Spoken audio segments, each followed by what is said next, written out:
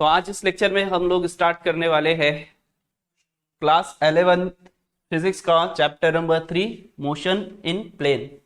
और इसी के अंदर हम पढ़ेंगे मोशन इन स्ट्रेट लाइन। तो क्या होता है मोशन इन प्लेन को, इस चीज को हम समझते हुए चलेंगे। पहले हम यहाँ पर कुछ बेसिक इंफॉर्मेशन समझ लेते हैं। तो सबसे पहले तो हम मोशन होता क्या है, किसे कहते हैं, ये समझते हैं। देखिए, अगर कोई ऑब्जेक्ट है, कोई जिस्म है जो एक जगह के ऊपर रुका हुआ है, तो उसको हम क्या कहते हैं कि वो जो जिस्म है, वो जो ऑब्जेक्ट है, वो कैसा है, किस हालत में है, किस स्टेट में होता है, वो रेस्ट पर होता है। अब वो रेस्ट पर अगर है, जैसे फॉर एग्जांपल यहाँ एक चेयर पड़ी हुई है, इस चेयर को अभी अगर हम इसकी स्टेट फाइंड करने के लिए मैं आपको बोलूं, बताइए ये चेयर यहाँ पर जो है वो किस स्टेट पर है, तो इसे हम कहते हैं स्टेट ऑफ रेस्ट, सुकून की हालत। ठीक है, इसे हम कहते हैं state of rest. State of rest मतलब वो सुकून की हालत पर है, वो जगह पर रुकी हुई है। अगर कोई ऑब्जेक्ट है कि उसको अब वो चेयर को आपने क्या किया, खींचकर एक जगह से दूसरी जगह ले जाना शुरू कर दिए, तो अब वो जो चेयर है वो क्या होंगी, रेस्ट पर नहीं रह गई। अब बाकी वो क्या है, हरकत में आ गई है। तो अगर वो हरकत में आ गई है तो हम उसको क्या कह सकते हैं कि अब वो मोशन की हालत में है। ओके, तो वो सुकून की हालत से अब वो क्या होगी, मोशन की, हरकत की हालत में आ गई है। तो ऐसे में हम क्या कह सकते हैं कि वो जो चेयर है वो अब मोशन में आ गई है। तो मोशन ये होता है, अगर कोई ऑब्जेक्ट है, जिस्म है जो एक जगह पर रुका हुआ है और उसको आप क्या कर रहे हैं, हरकत की हालत में लेकर आ रहे हैं, मोशन की हालत में लेकर आ रहे हैं, तो यहां से उसका मोशन शुरू हो जाएगा, हरकत शुरू हो जाएगी। तो ऐसे में हम क्या कह सकते हैं कि वो जिस्म जो है हरकत में आ गया है। तो अब यहाँ पर हम पढ़ने वाले हैं कि जो ऑब्जेक्ट होते हैं वो कितने टाइप्स के होते हैं, उनके मोशन कितने टाइप्स के होते हैं। तो देखिए, मोशन जो होता है वो लाइन के ऊपर भी होता है, हरकत जो होती है वो खत के ऊपर भी होती है, स्ट्रेट लाइन पर भी होती है।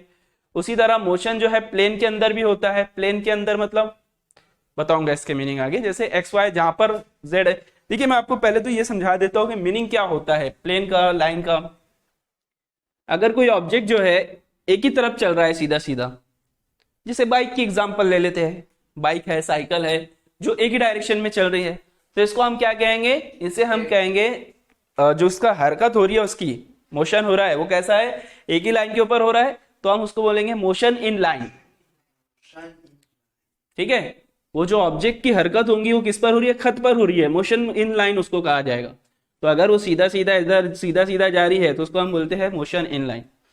अगर वो बाइक जो है फिर इस तरीके से जाते जाते वो बाइक जो है अभी क्या है कि टर्न करना शुरू कर दे, मतलब क्या है, मैं अगर बोल रहा हूँ ऐसे, मान लीजिए वो अब ऐसे टर्न ले रही है, अब वो जो है मोशन जो है उसका वो खत के ऊपर नहीं है। खत या लाइन किसे कहते हैं हम, जो सीधी सीधी रहती है, यहाँ पर अब वो कैसा है, घूम रही है इस तरीके से, तो इसको हम क्या कहेंगे, motion in plane. Motion in plane, जहां पर अपने को उसको आसानी के साथ में हम ऐसे समझ सकते हैं कि लाइन अगर एक ही एक्सिस का इस्तेमाल हो रहा है, एक्स एक्सिस का सिर्फ, तो मोशन इन लाइन। अगर दो महवर का इस्तेमाल हो रहा है, एक्स एक्सिस और वाई एक्सिस, तो उसको हम कहेंगे मोशन इन, ये जो है ना दोनों ने मिलाकर जो बनाया इसको हम बोलेंगे प्लेन। प्लेन क्या है, जनरली प्लेन किसको कहते हैं, प्लेन बोले तो कोई नई चीज नहीं है, जैसे ये दीवार है, बोर्ड है, ये प्लेन है। ये लाइन है क्या, नहीं, ये प्लेन है, ये दीवार एक प्लेन है। तो प्लेन कैसे मिलकर बनता है, कम से कम दो एक्सिस होना चाहिए, दो लाइन। कौन से, ये बोर्ड कैसे बना हुआ है, मतलब एक्स वाई, ये वाला एक नीचे वाला इसका ये वाला हिस्सा हो गया, एक ऊपर की तरफ हो गया। लाइन की अगर बात करते तो लाइन कैसी रहती थी, सिर्फ यही वाला अगर मैं इस्तेमाल कर रहा हूं, ऊपर की तरफ नहीं जा रहा हूं, तो क्या बोलूंगा मैं, इसको सिर्फ लाइन बोलता था। लेकिन ये ऊपर का भी हिस्सा इस्तेमाल किया है, ये प्लेन बन गया। तीसरा आता है स्पेस। तो वो क्या होता है, वो एक थ्री डायमेंशन होता है, इसको कहते हैं वन डायमेंशन। आपने पढ़ा नहीं है कि one dimension, two dimension, three dimension, जैसे 1D 2D 3D, ये 2D गेम होते हैं बहुत सारे, आपने देखो होगे 2D गेम्स किसको बोलते हैं हम, किसे कहते हैं 2D गेम। 2D गेम होते हैं, 3D गेम होते हैं। अभी आप लोगों के टाइम पर जो है वो गेम जो चल रहे हैं वो 3D गेम चल रहे हैं। 2D गेम आपने देखा होगा, छोटे छोटे वीडियो गेम्स हुआ करते थे बचपन में, आपको मोबाइल की तरह, उसमें कोई गेम चलाते थे आप, वो या फिर वो मारियो वगैरह का आपने गेम देखा है, सीधा सीधा सीधा सीधा एक ही डायरेक्शन में भागता था। तो ये सारे जो है ना ये 2D हुआ करते थे। लेकिन आजकल हम जो देख रहे हैं वो कैसे है, 3D है, मतलब वो हर तरफ पलटा सकते हैं आप उसको, हर तरफ डायरेक्शन में जा सकते हैं। कोई आप गेम खेल रहे हैं तो आप देख रहे हैं कि वो ऑब्जेक्ट किधर भी, चारों तरफ किधर भी चल रहा है, इसको हम बोलेंगे 3D। तो अगर ऑब्जेक्ट जो है वो तीनों भी जगह पर जा सकता है, तीनों ही एक्सिस के अबाउट जा सकता है, उसे हम कहेंगे 3D। जैसे मैं अगर बोलूँ ये कोना है, कॉर्नर है, इस कॉर्नर की बात करें तो ये ऊपर वाली महवर का भी इस्तेमाल कर रहा है, नीचे वाले का भी इस्तेमाल कर रहा है, और तीसरी जो है आपके तरफ जो आ रही है उसका भी इस्तेमाल कर रहे हैं। तो 3 महवर का इस्तेमाल किया, 3 एक्सिस का इस्तेमाल किया है। तो ऐसे में हम इसको क्या बोलेंगे, 3D। समझ में आ गया। अगर एक लाइन के ऊपर चल रहा है ऑब्जेक्ट तो 1 डायमेंशनल मोशन यानी 1D। अगर 2 के अंदर जा रहा है, जैसे फुटबॉल अगर आपने ले लिया या बॉल आपने लिया, अब आप क्या करें, बॉलिंग कर रहे हैं, तो बॉलिंग करते समय बॉलिंग जो करते हैं तो बॉल किस तरीके से जाता है, कि सीधा सीधा जाता है कि ऐसे घूमते हुए ऐसे जाता है, मतलब उसका मोशन कैसे रहता है, मैंने ऐसा गया और ऐसा बॉल फेंका किसी ने, मान लीजिए वो बॉल ऐसे जाएगा इस तरीके से, इस तरफ गिरेगा, मतलब बॉल ऐसे गया और ऐसे जाके ऐसे गिरा। तो ये जो है ना, उसने जो स्पेस का इस्तेमाल किया, मतलब वहां पर उसने 2D का ऑप्शन इस्तेमाल किया है, वो मोशन इन प्लेन कहा जाएगा उसको। समझ में आ गया डिफरेंस क्या है, motion in plane, motion in straight line. तो ये वाले हो गए अपने पास में कुछ, जैसे मैंने बता दिया हूं आपको। तो मोशन इन प्लेन है, मोशन इन स्ट्रेट लाइन है। अब हम आगे बढ़ते हैं और समझते हुए चलेंगे एक एक चीज को। यहां पर देखिए, मोशन इन प्लेन समझ में आ गया सभी को, किसे कहते हैं, मोशन इन लाइन में समझ में आ गया। अब हम यहां पर एक एक टर्म्स को समझते चलेंगे। जैसे पहले हम यहां पर बात करने वाले हैं displacement and distance. Displacement and distance के बारे में हम बात करते हैं। नंबर 1 हम यहां पर बात करने वाले हैं, पहला टॉपिक है अपना डिस्प्लेसमेंट एंड डिस्टेंस। उर्दू में कहते हैं हटाओ और फासला। हटाओ क्या होता है, फासला क्या होता है, मैं आसान से एक ही एग्जांपल में आपको ये बता दूंगा, दोनों में आपको फर्क समझ में आ जाएगा। अगर मैं बोल रहा हूं आपको कि आप यहां पर इस जगह पर खड़े हुए मुकाम ए पर, आप जा रहे हैं मुकाम बी की तरफ, यानी आप पॉइंट ए के पास से पॉइंट बी पर जाना चाह रहे हैं। आप ए से बी पर जाने के लिए आपके पास कितने वेज है, तो आप ऐसे जा सकते हो इस तरीके से, आप ऐसे जा सकते हो इस तरीके से, आप और कैसे जा सकते हो, आप इस तरीके से जा सकते हो। ये सारे रास्ते बन रहे हैं ना। एक रास्ता जो होगा सबसे छोटा रास्ता होगा जो आपको सीधा डायरेक्टली पहुंचा देगा। कौन सा होगा वो रास्ता, वो होगा इस तरीके का स्ट्रेट पाथ। कहीं घूमते फिरते जाने की जरूरत नहीं है, क्योंकि जितना घूमते फिरते जाओगे उतना ज्यादा टाइम बढ़ता जाएगा। कम से कम टाइम में जो आप फटाक से वहां पहुंच सकते हो उस जगह पर, वो कौन सा फासला होगा, ये वाला है। तो यहां पर देखिए डिस्प्लेसमेंट क्या होता है, मैं आपको एकदम शॉर्टेस्ट डिस्टेंस, सबसे छोटा रास्ता, जो सबसे छोटा इन सारे रास्तों में जो सबसे छोटा रास्ता है, उस रास्ते को हम कहते हैं डिस्प्लेसमेंट, हटाओ। तो यहाँ पर ये जो ब्लू कलर की लाइन जो दिख रही है ना आपको, इसे हम कहेंगे डिस्प्लेसमेंट, यानी हटाओ। तो बचे हुए जो है जितने भी हैं फिर वो क्या है, सभी डिस्टेंस है, सभी क्या है, डिस्टेंस है। ये भी डिस्टेंस है, ये भी डिस्टेंस है, ये भी डिस्टेंस है, ये भी डिस्टेंस ही है, लेकिन ये सबसे छोटा है। सबसे छोटे वाले डिस्टेंस को हम क्या कह दे रहे हैं, हटाओ कह रहे हैं, यहां पर कह सकते हैं इसको इस तरीके से, तो डिस्प्लेसमेंट कह सकते हैं। तो यहां पर जो है अपने पास में इतने किस्म के रास्ते बने। अब इसके अंदर हम कुछ बेसिक पॉइंट को समझते हुए चलेंगे। जैसे हटाओ जो है वो किसके ऊपर डिपेंड करता है, डिस्प्लेसमेंट। डिस्प्लेसमेंट जो है ना वो किन चीजों के ऊपर डिपेंड करता है, किस पर वो मुनस्सिर होगा, तो वो ए और बी यानी जो उसकी शुरुआत के जो शुरुआत का पॉइंट है उस पर, और आखिरी वाला जो पॉइंट है उसी के ऊपर वो डिपेंड करेगा, उस पर मुनस्सिर होगा। यानी कहने का मतलब यहाँ पर क्या है, ए सी ए, आप बी ए और बी के ऊपर अगर आपको मालूम करना है कि हटाओ कितना है, जैसे अगर मान लीजिए आपने यहाँ पर ए के ऊपर मैं मान लेता हूँ कि आपने इसकी लंबाई गिन के रखे है पहले से, उसके मान लीजिए 5 मीटर है इस जगह पर डिस्टेंस, आपने कहीं से मेजर करके रखा है, यहाँ से मान लीजिए यहाँ का डिस्टेंस 5 मीटर है, और यहाँ से आपने ये डिस्टेंस यहाँ पर पॉइंट बी का आप जो देख रहे हैं वो है 15 मीटर। ओके, अब मैं पूछ रहा हूं आपको, बताइए आपने कितना फासला तय किया है। बहुत सिंपल सा आंसर होगा, हम ए से अगर बी पर जा रहे हैं तो हम क्या करेंगे, इनिशियल और फाइनल देखेंगे, यानी उसका इब्तिदाई और आखिरी। इसे पॉइंट को नाम होता है, पहले नाम को पॉइंट को भी नाम दे देते हैं, इसे कहते हैं इनिशियल, इब्तिदाई, और इसे कहते हैं फाइनल, और टर्मिनल भी कह सकते हैं, आखिरी। ओके, तो ये हो गया इब्तिदाई, इनिशियल पॉइंट,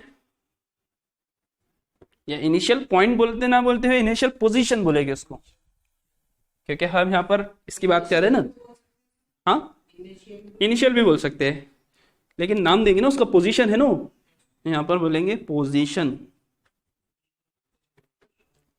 इब्तिदाई मकाम, फाइनल पोजीशन, आखिरी मकाम, जहां से शुरुआत की और जहां पर खत्म किया। तो ये जो है ना फासला, सॉरी हटाओ जिसकी बात हम कर रहे हैं, हटाओ जो है वो सिर्फ दो ही मुकाम के ऊपर, यानी दो ही पोजीशंस के ऊपर क्या होगा, डिपेंड करेगा। कौन सी, शुरुआत की और आखिरी।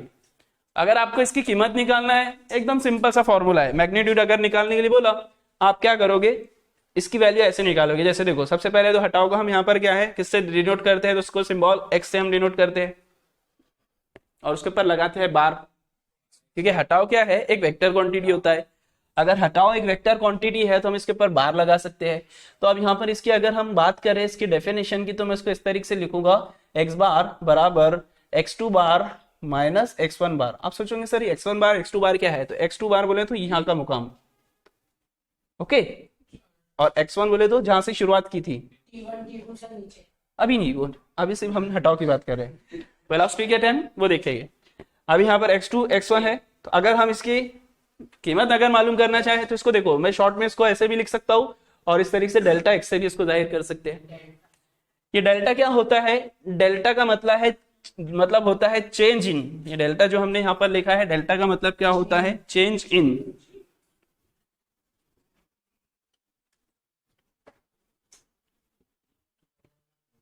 तब्दीली। जब भी कभी दो यहाँ पर हम अलग अलग क्वांटिटीज के बारे में बात करते हैं और वो चेंज हो रहा है, तब्दील हो रहा है, तो वहां पर हम सिंबल डेल्टा का इस्तेमाल कर सकते हैं। जैसे फॉर एग्जांपल मैं यहाँ पर कह रहा हूँ कि डेल्टा क्यों लगाया हूँ मैंने, तो ये मुकाम चेंज हो रहा है, x2 माइनस x1 कर रहा है, तो जो भी आपको वैल्यू कीमत मिलेगी वो क्या होंगी, चेंज इन मिलेगा। तो यहाँ पर डेल्टा x बार बराबर में लिख सकता हूँ x2 माइनस x1 बार।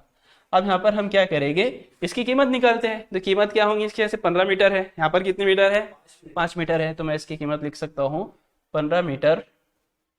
अगर मैं इसको मैग्नेट फॉर्म में ले लेता हूँ, ठीक है, मैग्नेट फॉर्म में ले रहा हूँ अभी के लिए सिर्फ समझो इसको आप, 15 मीटर माइनस 5 मीटर, तो आंसर कितना बन जाएगा, 10 मीटर। 10 मीटर क्या बता रहा है कि ये जो फासला है यहाँ से यहाँ तक के का जो हमने तय किया है वो कितना है, 10 मीटर है। तो ये हटाओ है।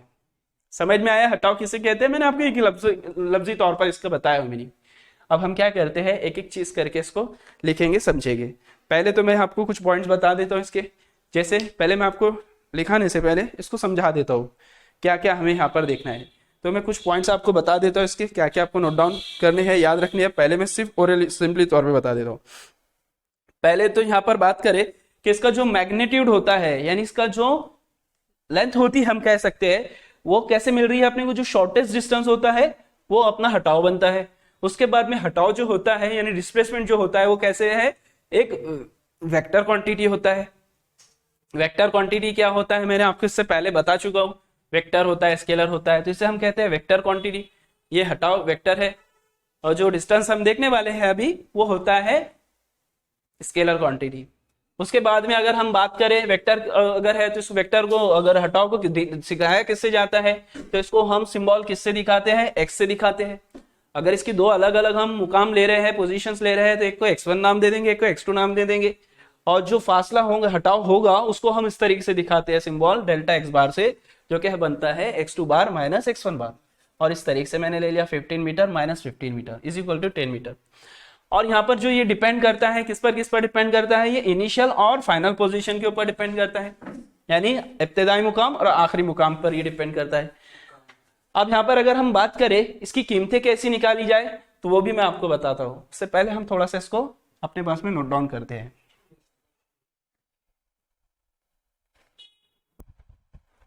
चलिए इसके बाद हम, ये तो था डिस्प्लेसमेंट के बारे में मैंने आपको बताया हुआ, डिस्टेंस किसे कहते हैं। अब यहाँ पर थोड़ा सा इसको डिस्प्लेसमेंट को, डिस्टेंस को समझते हुए चलते हैं। डिस्टेंस किसे कहेंगे? तो डिस्टेंस क्या होता है इसको मैं एग्जांपल के साथ आपको समझाता हूं। एक मिसाल लेंगे इसकी और डिस्टेंस यानी लंबाई या फासले को समझेंगे। जैसे मैं अगर बोलूं आप लोगों को कि मान लीजिए आपने इस जगह से चलना शुरू करे, मैं अगर बोल रहा हूं आपको, देखिए समझिए इस चीज को। आपने मुकाम, आपका घर है मान लीजिए मुकाम ए पर, पॉइंट ए पर। आप पहले ए से बी पर गए, ठीक है। कोई जैसे फॉर एग्जांपल आप अपने स्कूल कॉलेज जाना चाह रहे हैं, आप मुकाम ए से पहले, आपका कॉलेज है सी पर, यहां पर आपने ए से बी के लिए जाने के लिए फासला तय किया, मान लीजिए 4 metre, just imagine, okay 4 metre. फिर बाद में आप बी से सी की तरफ गए और इसके लिए आपने जो फासला तय किया वो है 3 मीटर। अब यहां पर हमें क्या करना है, हमें निकालना है फासला और हटाओ दोनों भी। तो देखिए यहां से लेकर आप यहां पर तक के गए, फिर बी से सी की तरफ गए, आपने जो टोटल डिस्टेंस कवर किया है, टोटल आपने जो यहाँ पर अगर फासले की बात करूं मैं, तो आपने वो जो कवर किया है, पूरा जो तय किया है, कितना किया है, तो आप कैसे काउंट करोगे? आप काउंट करोगे 4 मीटर प्लस 3 मीटर, ऐसे करेंगे ना। अगर मैं बोलूं आपको बताइए आपने कितना फासला तय किया, तो आप निकालोगे फॉर्मूले के अकॉर्डिंग, ऐसे चलोगे अगर, तो L बराबर 4 मीटर, पहले आप गए ए से बी, फिर आप जाओगे बी से सी गए, तो आपने 3 मीटर का कवर किया, तो टोटल कितना हो गया? 7 मीटर। लेकिन अगर मैं पूछूं आपको, बताइए आपने डिस्प्लेसमेंट कितना तय किया? नहीं, डिस्प्लेसमेंट हमारा वो होता है, डिस्प्लेसमेंट हमारा सिर्फ डिपेंड करता है इनिशियल और फाइनल पोजीशन पर। तो हमने इनिशियल कौन सी है? ए है, फाइनल कौन सी है? सी है, तो इनको दोनों को मिलाएंगे अगर, तो ये है हमारा डिस्प्लेसमेंट। शॉर्टेस्ट यही है ना, ये तो बहुत लंबा चौड़ा हो गया। अगर आपको सीधा सीधा जाना है, सीधा सीधा बोले तो अपना ऐसा इतना घूम फिर कर जाओ, उससे अच्छा सीधा सीधा पहुंच जाओ, इसे डिस्प्लेसमेंट बोलेंगे। तो डिस्प्लेसमेंट कितना कवर किया है, तो अगर ये फिथागोरस का मसला लगाओगे यहाँ पर, पाइथागोरस थ्योरम, तो क्या राइट एंगल ट्रायंगल नहीं है? एक राइट एंगल कायमतुज़्ज़ाविया मुसल्लस है। अगर इसके अंदर ये 4 मीटर है, ये 4 मीटर है, तो क्या कहता है कायमतुज़्ज़ाविया मुसल्लस? यहाँ पर निकालते हैं डिस्टेंस, AC निकालना है मुझे, AC square is equal to AB square plus BC square, BC का मुरब्बा, AB का कितना है 4 स्क्वायर, 3 स्क्वायर, 4 कितना 16 plus 9, answer is 25। AC square की वैल्यू 25 है, तो AC की वैल्यू क्या हो जाएंगी? 5 हो जाएंगी। मतलब ये फासला जो हमने तय किया है कितना है? तो डिस्टेंस तो हमारा 7 मीटर हुआ। डिस्टेंस कितना है? 7 मीटर है, लेकिन जो हमारा डिस्प्लेसमेंट है वो सिर्फ 5 मीटर है। तो ये है डिस्प्लेसमेंट। डिस्टेंस क्या होता है एक्चुअल में? डिस्टेंस बोले तो सब कुछ काउंट करना पड़ेगा उसके लिए आपको। डिस्टेंस के लिए आपको पूरा फासला शुरू से लेकर आखिरी तक के, जहां जहां तक के गए, सब काउंट करना पड़ेगा डिस्टेंस के अंदर। डिस्प्लेसमेंट के अंदर ऐसा नहीं है, डिस्प्लेसमेंट सीधा सीधा काम होगा। अब चलिए मैं दूसरी एग्जांपल देता हूं आपको। मान लीजिए आप यहां से मुकाम ए से चलना शुरू कर रहे हैं, देखो सभी लोग इधर, मुकाम ए से चलना शुरू कर रहे हैं। ए से आप पहले बी पर गए, बी से आप सी पर गए, और यहां से आपने जो फासला तय किया 10 मीटर फासला तय किया। फिर आपने बी से सी पर गए, इधर जाने के लिए आपने 7 मीटर फासला तय किया। फिर आप वापस इधर गए, कितना फासला तय किया? 10 मीटर फासला तय किया, यानी मुकाम सी से गए आप डी पर। फिर डी से आप वापस ए के ऊपर गए, आपने कितना फासला तय किया? 7 मीटर फासला तय किया। इस तरीके से आप चल रहे हैं। अब मैं आपसे पूछूंगा, बताइए आपका डिस्टेंस कितना है और आपका डिस्प्लेसमेंट कितना है?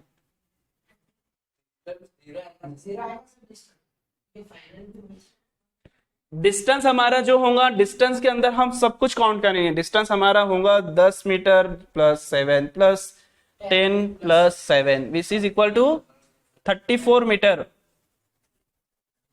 डिस्टेंस हमारा कितना है? 34 मीटर है। लेकिन डिस्प्लेसमेंट के लिए सिर्फ हम शुरुआत का और आखिरी का देखते हैं। तो जहां से चलना शुरू किए थे वापस उसी जगह पर आ गए।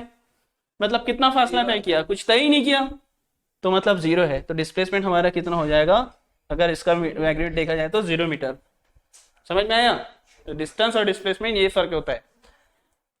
चलो ठीक है, फिलहाल के लिए तो आज के इस लेक्चर में हम इसको यहाँ पर ही खत्म करते हैं। नेक्स्ट लेक्चर में कुछ एग्जांपल के साथ डिस्टेंस और डिस्प्लेसमेंट को समझेंगे, और नेक्स्ट लेक्चर के अंदर ही हम वेलोसिटी क्या होती है, एक्सेलरेशन क्या होता है, वेलोसिटी की टाइप्स कैसी है, स्पीड क्या होती है, ये सारी चीजों को समझते हुए चलेंगे। ठीक है।